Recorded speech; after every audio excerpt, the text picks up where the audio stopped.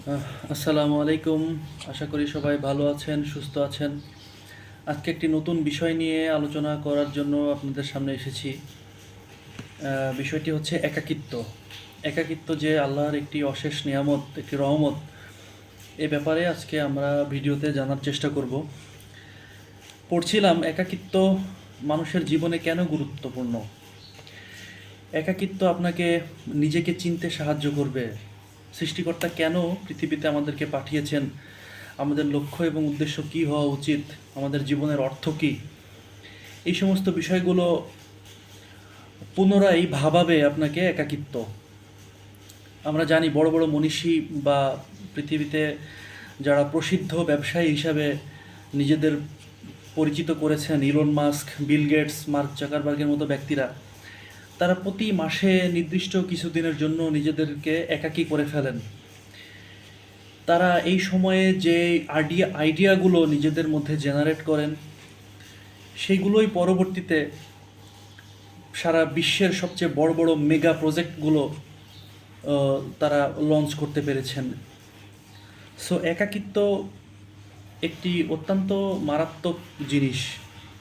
একাকিত্বকে যারা ভয় পায়, একাকিত্বের নাম শুনলে যাদের প্যানিক অ্যাটাক হয়, তাদের ব্যাপারটা আলাদা। তারা হয়তো বা স্বেচ্ছায় একাকিত্ব গ্রহণ করেননি, কিন্তু আহ, দিনের একটি নির্দিষ্ট সময় বা সপ্তাহের কয়েকটি নির্দিষ্ট দিন আপনি যদি একা নিজের জন্য সময় কাটান, তাহলে নিজের জীবনের মূল উদ্দেশ্য, সৃষ্টিকর্তা কেন আমাকে পৃথিবীতে পাঠিয়েছেন, এই বিষয়গুলো নিয়ে পুনরায় পর্যালোচনা করার জন্য একটি সময় তৈরি হবে, যেটি প্রতিটি মানুষের জন্য অত্যন্ত গুরুত্বপূর্ণ।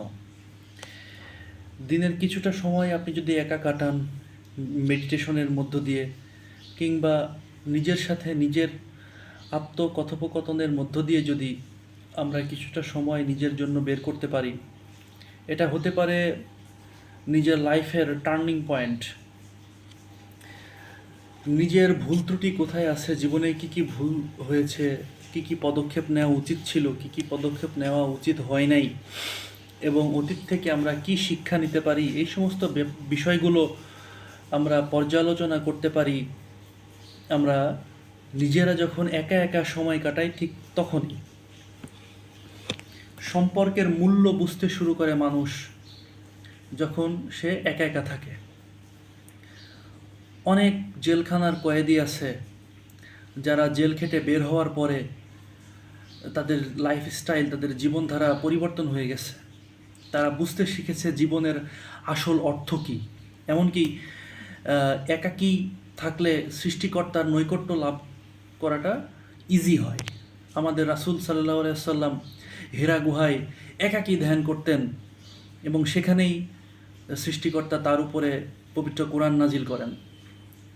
এমন অসংখ্য উদাহরণ আমরা পৃথিবীতে পাব, যে একাকী থাকার মাধ্যমে যারা একা একা নির্দিষ্ট সময় নিজের জন্য একা একা সময় বের করে নিতে পেরেছে, তারা জীবনের সফলতার চরম শিখরে পৌঁছাতে পেরেছে।